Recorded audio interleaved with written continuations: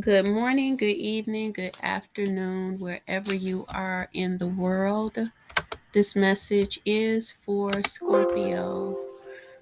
Scorpio, I think that you will reap benefits out of the Aries link.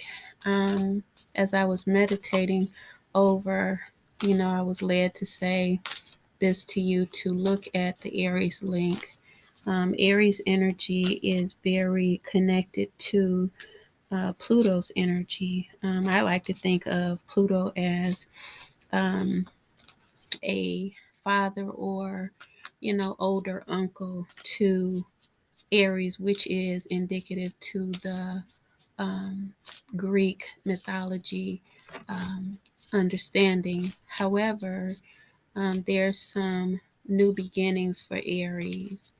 Um, Pluto's energy at a younger age could be volatile and um, uncontrollable.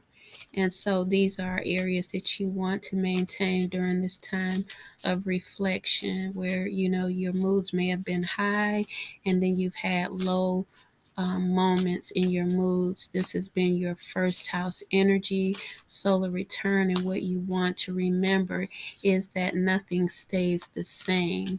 And you even have the power, Scorpio, to change and rewrite from the depths of your heart and soul your story, because you are born under an energy that is influenced by economics, social standing, psychological standing. It almost didn't come out. Psychological standing and spirituality. When you bring those four areas together, you have our life, biology, added to it. But this is the sign of our lives and the transformation power of when we experience the descent, like Jesus went into the uttermost and he had to get the keys of faith. This is your process over and over again. In my classes, I've taught that Scorpio has the strongest power of transformation if they become aware of this, and that is because they actually live in the depths. Living in the depths is like in the beginning.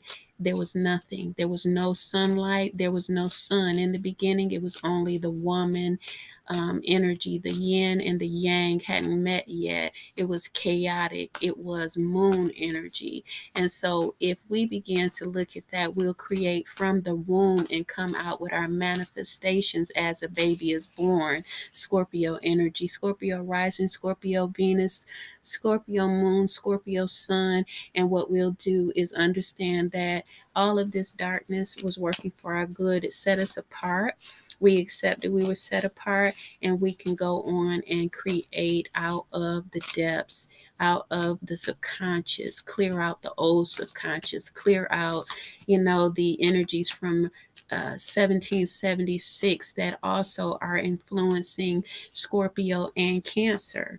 And Aries, okay, here's your first card, but keep everything that I said in mind, because your influence is not just about this reading, it's about astrological universal travels, and astrology definitely is connected to the universe and astronomy for those who do not know. And the Bible tells us so.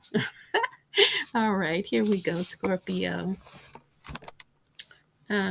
Queen of Wands. You got the Queen of Wands, some power coming up. However, you may not be feeling as powerful as you are. Well, I say, with all of the history I've given you, that is your story.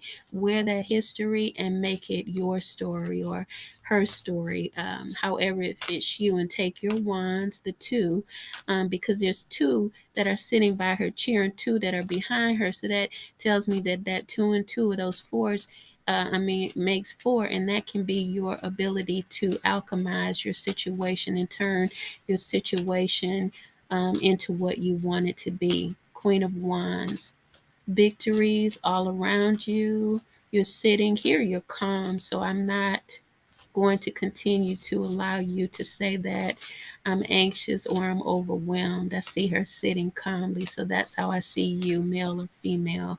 All right. Here you go with your second card.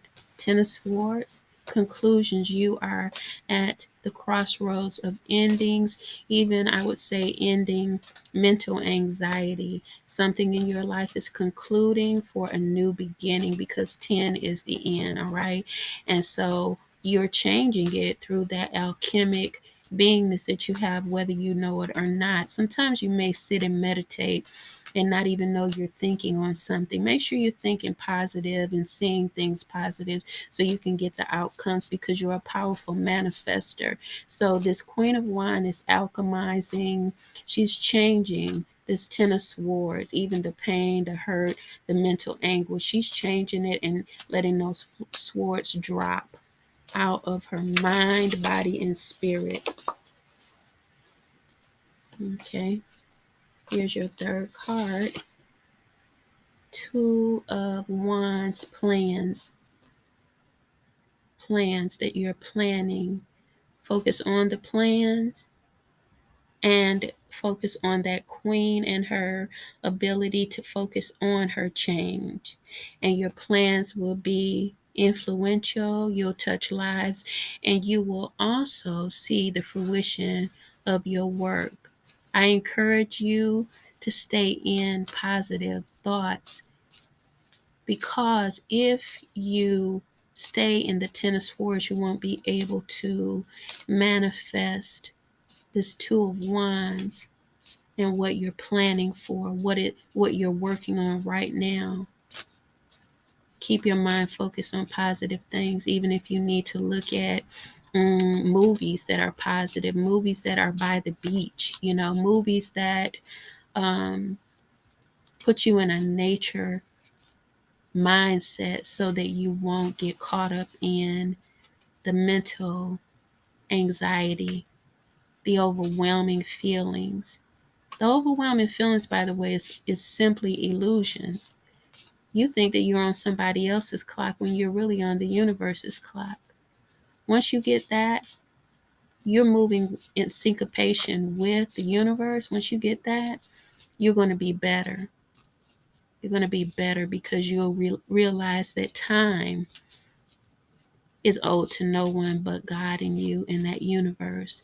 That doesn't mean that you don't take life in a timely manner, but there's something about what you feel is expected of you that has to be reviewed and changed, because your expectations are in God, not in the ego or the human self, only in the spiritual self. Emotions, bring them into peace and divine order through meditation and prayer. All right, blessings, beautiful outcome, beautiful spread, beautiful changes. But the changes is definitely your own self-development, and you can schedule an appointment. The link will be in the description box. I appreciate you. Go to the Aries reading and listen to it, and it will benefit you as well. Thank you, Scorpio, and bless you. Bye-bye.